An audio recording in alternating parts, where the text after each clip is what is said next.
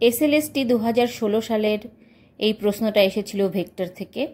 দেখো, volume of প্যারালেলোপাইপড, তার মানে হচ্ছে চতুষ্পলের হচ্ছে ভলিউম নির্ণয় করতে বলেছে।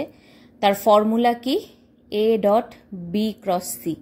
তো এই ভেক্টর কিন্তু খুবই ইম্পর্টেন্ট, এখান থেকে একটা না একটা প্রশ্ন তোমরা পাবেই, সে ফিজিক্স পিজি হোক বা ফিজিক্যাল সায়েন্স 9-10 ফিজিক্স পার্ট থেকে হোক।